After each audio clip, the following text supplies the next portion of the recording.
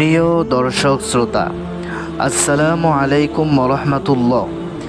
এই পৃথিবীর ইতিহাসে এমন এক কাহিনী আছে যা শুধু গল্প নয়, এটি ধৈর্যের প্রতিচ্ছবি, ভালোবাসা ও বিশ্বাসঘাতকতার মাঝখানে ইমানের দীপ্ত আলোক রেখা। এই কাহিনী একজন নবীর, যিনি কুফের অন্ধকার থেকে রাজপ্রাসাদের সিংহাসনে পৌঁছেছিলেন আল্লাহর ইচ্ছায়, তার কুদরত ও কৌশলে।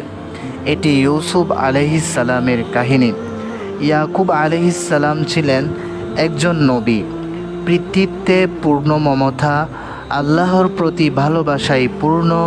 তার সন্তানদের মধ্যে সবচেয়ে ছোট ও সবচেয়ে প্রিয় ছিল হজরত ইউসুফ আলাইহিসসালাম।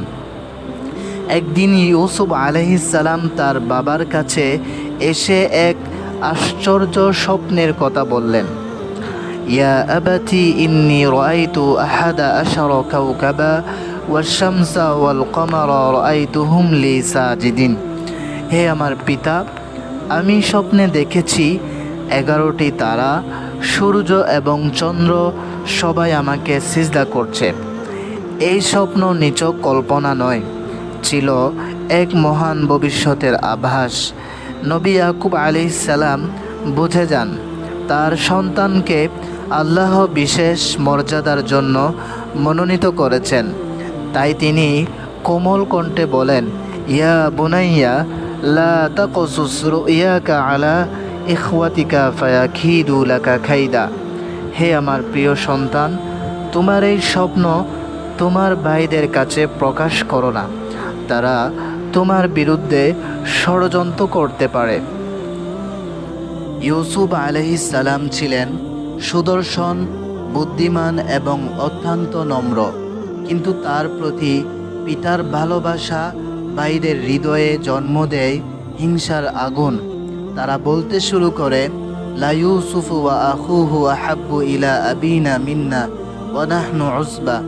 নিশ্চয়ই ইউসুফ এবং তার ভাই আমাদের পিতার কাছে আমাদের তুলনায় অধিক প্রিয়, অথচ আমরা একটি শক্তিশালী দল। তারা মনে করল ইউসুফ তাদের পরিবারের মাঝে একটি বাধা। তাকে সরিয়ে দিলে পিতা ইয়াকুবের ভালোবাসা শুধু তাদের দিকেই নিবিষ্ট হবে।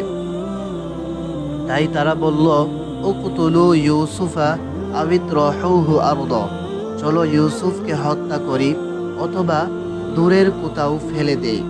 কিন্তু এক ভাই কিছুটা নরম হৃদয়ের বিরোধিতা করে বলল, লা তাকতুলুহু ওয়া আলকুহু ফি গয়াবাতিল জুব্বি। না, হত্যা করো না, বরং ওকে একটি অন্ধকূপে ফেলে দাও, যাতে কোনো কাফেলা এসে তাকে নিয়ে যায়।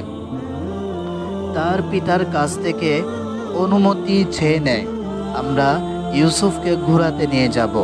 ইয়াকুব আলাইহিসসালাম সন্দেহ করেন, কিন্তু ভালোবাসার টানে অনুমতি দেন। অবশেষে এক অন্ধকার রাতে ভাইয়েরা ইউসুফ আলাইহিসসালামকে ফেলে দেয় এক গভীর কূপে। চারপাশে শুধু নীরবতা, শুধু আকাশের তারা আর নবী ইউসুফ আলাইহিসসালামের চোখের কান্না। পবিত্র কোরআনে এসেছে, ওয়াজমাউ আইয়াজআলুহু ফি গয়াবাতিল জুব্বি। তারা সবাই একমত হয়ে সিদ্ধান্ত নেয় ইউসুফকে ফেলে দেবে কূপে। ইউসুফ আলাইহিসসালামকে যখন ফেলে দেয়, তখন ইউসুফ আলাইহিসসালাম একাকী হয়ে আল্লাহর কাছে বললেন, হে আল্লাহ, আমি জানি তুমি আমার সাথে আছো। এই অন্ধকার শুধু কূপের নয়, এটি আমার জীবনের পরীক্ষা। তুমি আমাকে বাঁচিয়ে রাখো। আমরা এই প্রথম পর্ব আমাদের শেখায় মানুষের ঈর্ষা কতটা ভয়ঙ্কর হতে পারে, এমনকি নিজের ভাইয়েরাই শত্রুতে পরিণত হতে পারে। কিন্তু আল্লাহ যাকে রক্ষা করেন, কেউ তাকে ধ্বংস করতে পারে না।